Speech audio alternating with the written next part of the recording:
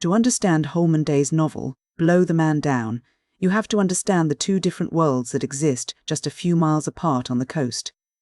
There is the world of the wealthy, the people who own the yachts and the steamships, who view the ocean as a playground or a ledger of profit and loss. And then there is the world of the people who actually work the sea, the men who live by the tides and the wind, for whom the ocean is a dangerous, unpredictable reality. The story follows a man caught between these two worlds, trying to maintain his dignity while the very nature of the maritime industry is being rewritten by greed and modern finance. Our protagonist is Boyd Mayo. He is a skilled, principled mariner, but he is someone who exists on the lower end of the social ladder. He is a man of competence, but in the eyes of the people who hold the money, he is little more than a hireling. The story begins on the yacht Alania.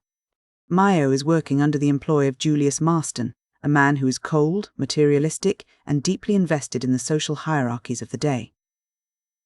On this voyage, Mayo finds himself drawn to Alma Marston, Julius's daughter. Alma is a romantic idealist. She sees the world through a lens of passion and sudden, sweeping gestures. In a moment of impulsive tension, Mayo kisses her. It's a small act, but in the rigid social structure of the time, it's a massive transgression.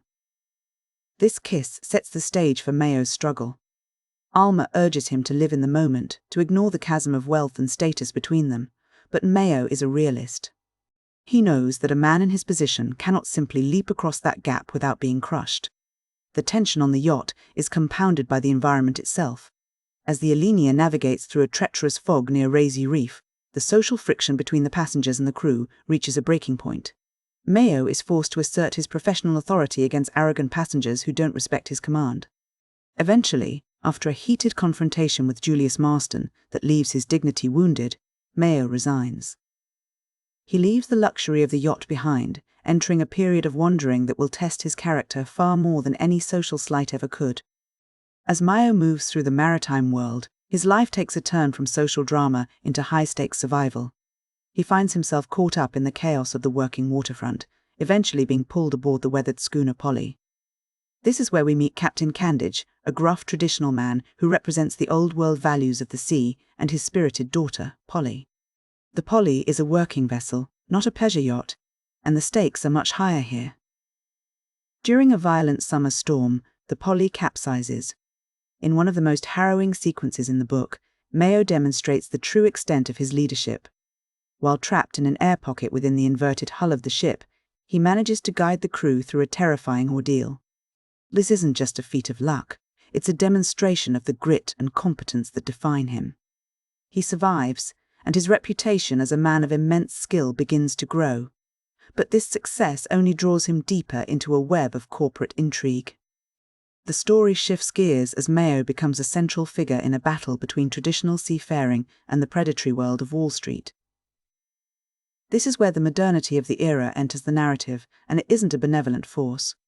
A corporate syndicate, led by a ruthless man named Fletcher Fogg, is looking to consolidate power in the shipping industry. To do this, they need to eliminate competition and manipulate the market. They choose Mayo as their scapegoat. Fogg uses a magnet to sabotage the compass of a ship called the Montana, causing a shipwreck, and then ensures that the blame falls squarely on Mayo.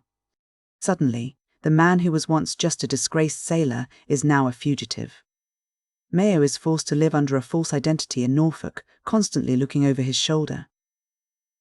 He is a man stripped of his name and his livelihood, yet he refuses to be broken. As he navigates this shadow life, he discovers that the corruption goes much deeper than a single sabotaged ship.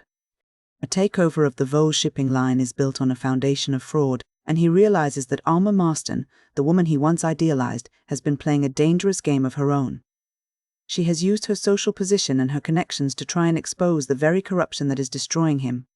But her methods are often as impulsive and complicated as the romantic visions Mayo once had of her. The climax of the novel brings all these threads together at Raisy Reef. Mayo finds himself involved in a desperate, high-stakes gamble, attempting to salvage the wreck of the steamer Conomo. This is a massive undertaking, but Mayo is fighting a war on two fronts. He has to battle the physical fury of the sea to recover the wreck, and he has to battle the social and financial sea of corruption that refuses to back him. Because of his reputation as a tainted man, local financiers won't touch him. He is being squeezed by the corporate interests of Fogg and the lingering shadow of Julius Marston.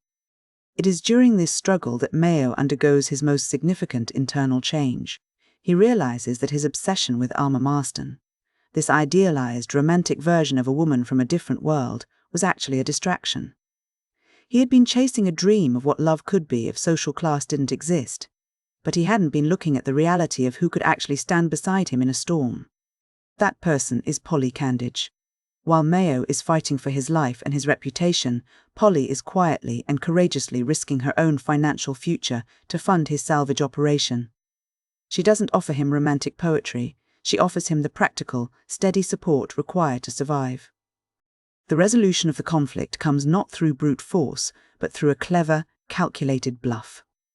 In a final confrontation with Julius Marston and the corrupt Vaux's interests, Mayo uses a packet of blank papers to outmaneuver them. He plays on their greed and their own reliance on appearances, using the very tools of deception they used against him to secure his victory. It is an intellectual triumph that proves Mayo has learned to navigate the complexities of the modern world without losing his integrity. The Conomo is successfully salvaged, and with it, Mayo's reputation is restored. He is no longer a fugitive or a disgraced hireling, he is a man of standing, eventually finding a position as a manager. But the real victory is personal. He finds romantic fulfillment and stability with Polly. Their relationship is grounded in shared sacrifice and the reality of hard work, a stark contrast to the impossible, hollow romance he once imagined with Alma. When we look back at Blow the Man Down, the book reveals itself as a study of transition. Holman was writing at a time when the old ways of doing things were being rapidly dismantled. You see it in the clash between the traditional, rule-bound seamanship of men like Captain Candidge and the aggressive, fast-paced, and often corrupt world of modern finance represented by Fletcher Fogg. The novel explores the tension between the ocean aristocrats, who treat the sea as a playground for their wealth, and the sea toilers, who treat it as a way of life. There is also a profound commentary on the nature of truth and deception. Throughout the book, characters are constantly using bluffs, fake identities, and appearances to navigate their social and professional lives. And the blank papers that Mayo uses to win are a perfect metaphor for this.